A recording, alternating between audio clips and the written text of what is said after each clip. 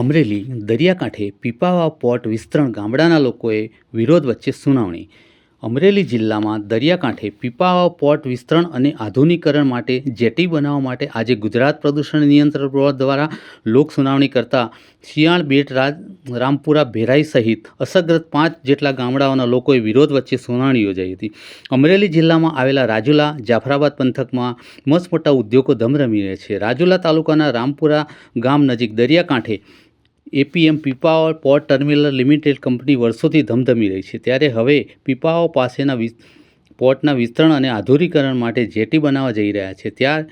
ત્યારે તે સંદર્ભે આજે પીપાવાવ પોર્ટમાં ગુજરાત પ્રદૂષણ નિયંત્રણ બોર્ડ દ્વારા સંચાલિત સ્થાનિક લોકોની રજૂઆતો સાંભળવા માટે પ્રાંત અધિકારીના અધ્યક્ષ સ્થાને લોક સુનાવણી યોજવામાં આવી હતી, જેમાં શિયાળ, બેટ, રામપુરા, કોવાયા, ભેવાઈ, બચાદર, ઊંચેયા, વડ સહિત ગામડાના લોકો મોટી સંખ્યામાં લેખિત મૌખિક રજૂઆતો કરવા માટે પહોંચી ગયા હતા. મોટી સંખ્યામાં લોકોએ વિરોધ નોંધાવ્યો હતો. રામપુરા ઊંચેચા ગામના સ્થાનિક સરપંચો દ્વારા રજૂઆતો કરવામાં આવી હતી. પોર્ટ દ્વારા જેટી આગળ વધારવામાં આવશે તો ખારું પાણી ગામમાં આવશે તો અમારા પાણીના નળ ખારા થશે અને રોજગારી મળતી નથી. સ્થાનિકોએ રોજગારી આપવામાં આવતી નથી. ઉપરાંત ઊંચેયા ગામના સરપંચે પણ રજૂઆત કરવા કહ્યું, કંપની રોજગારી નથી આપતી, CSR ફંડમાં વિસંગતતાઓ છે, કંપની નિયમ પ્રમાણે ચાલે, તાનાશાહી ન કરે તેવી માગણી કરી હતી.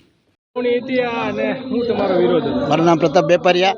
આજે આ પીપાવાવ પોર્ટની જે કંપની અહીંયા છે એનો વિસ્તાર વધારવા માટેની કંપની પ્રોજેક્ટ આવે છે એની લોક સુનાવણી રાખેલી હતી. લોક સુનાવણીમાં આ વિસ્તારને જે લોકો છે એને રોજગારી આ સ્થાનિક કંપની આવે છે પણ એને રોજગારી નથી આપતી. એટલા માટે અમે સુનાવણીમાં કલેક્ટર સાહેબને રજૂઆત કરી છે કે સ્થાનિક યુવાનો ભણેલ ગણેલ છે એને રોજગારી આપો. આ વિસ્તારના CSR ફંડ અંતર્ગત જે એક્ટિવિટી ચાલી રહી છે એમાં પણ ઘણી વિસંગતતા છે. તો સ્થાનિક આગેવાનોને એમાં સાથે જોડી અને આ વિસ્તારના ગામોને ફાયદો થાય એ માટે અમે રજૂઆત કરી છે. કંપની આવે એનો કોઈ વિરોધ નથી. કંપની આવે તો આ વિસ્તારને ઘણો બધો ફાયદો થશે, પણ નિયમ અનુસાર કંપની તાનાશાહી ન કરે અને સ્થાનિક લોકોને રોજગારી વધુ મળે એના માટે અમે માંગણી કરીએ છીએ. શું પ્રશ્ન છે અને આ પોર્ટની શેના માટે સુનાવણી છે અને તમારી શું માંગણી છે સ્થાનિકોની? પીપાવાવ પોર્ટ દ્વારા જે આજે પબ્લિક હિયરિંગ રાખેલ છે તેના સંદર્ભે આજે અમારો વાંધો રજૂ કરવા માટે અમે પીપાવાવ પોર્ટના મેદાનમાં જે પબ્લિક હિયરિંગ રાખેલ છે ત્યાં હાજર છીએ.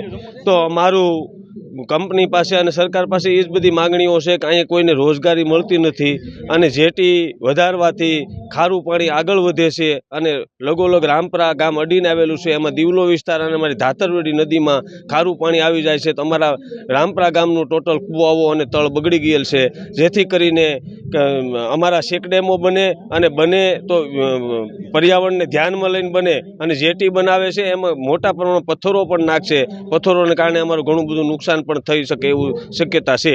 તો અમારી ખાસ ભલામણ એ છે કે અમારું જે ખારું પાણી ગામમાં અને રોજગારીનો જે પ્રશ્ન છે તે ગામના લોકોને રોજગારી આપવામાં આવે એવી અમે સરકાર પાસે માંગણી કરીએ છીએ.